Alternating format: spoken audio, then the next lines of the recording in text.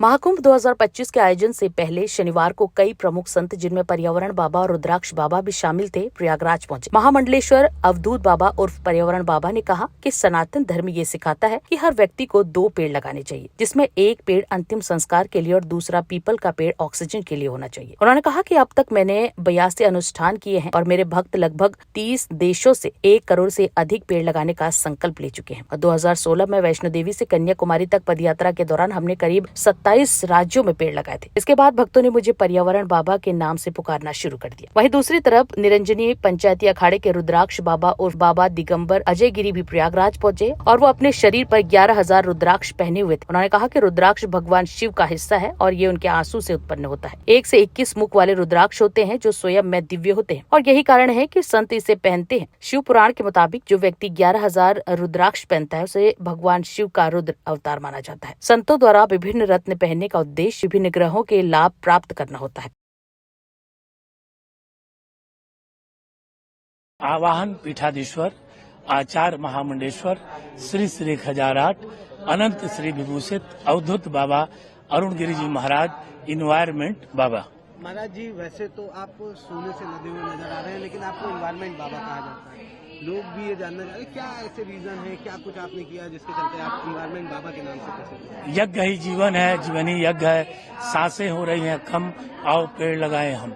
ये भारत और विश्व कल्याण के लिए जो भारत में हम कार्य करते हैं, अब तक हमने 82 यज्ञ किया हूँ अपने सहयोगियों के माध्यम से, भक्तों के माध्यम से, और लगभग 30 देशों में मिला करके 1 करोड़ से ज्यादा वृक्षारोपण हमारे देश में हमारे लोगों ने संकल्प किया है।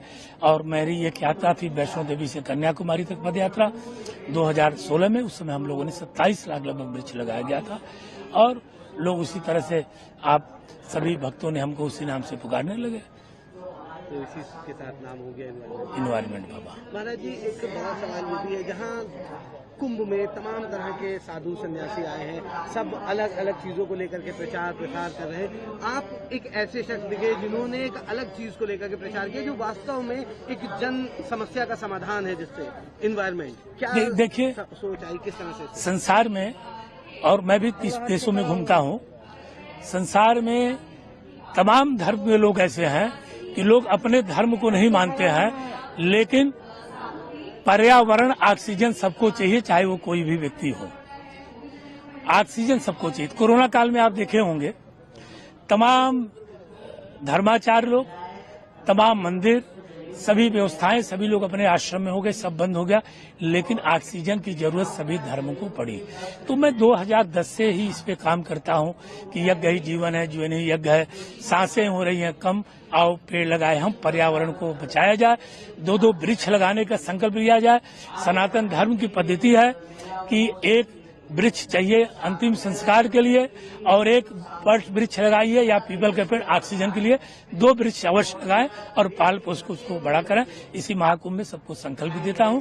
यह संकल्प 2010 से मैं सभी लोगों को दे रहा हूं। गाड़ी भी एक आपका वाहन जो है वो भी बताया जाता है कि पूरी तरह से एक पर्यावरण जी, जो वो मेरी वो पूरी गाड़ी यज्ञ रथ है और कोरोना काल में मैं उससे यज्ञ कर रहा था। शहर में ऋषिकेश में घूमता था, क्योंकि गाड़ियां और नहीं जाती थी, लेकिन उस आप समझिए कि 1 किलोमीटर लगभग हमारे पास एम्स है, मेरे अगल बगल कहीं 1 किलोमीटर कोई कोरोना नहीं था। आप लोग किसी से जाके पूछ लीजिए, यह यज्ञ की महत्व। तो यज्ञ रथ वो घूमती रही और मेरे साथ यज्ञ रथ काफी चलती रहती है। तो जहाँ ब्रह्म मुहूर्त होता है तो यात्रा करता हूँ नगरों में, शहरों में, स्वाहा करते हुए, और उसी से मैं वृक्षारोपण का वृक्ष भी फलदार लोगों को भेंट करता हूँ उस पर रख के। और गाड़ी इस महाकुंभ में आई हुई है, तो आप लोग खुद उसको देख लेंगे।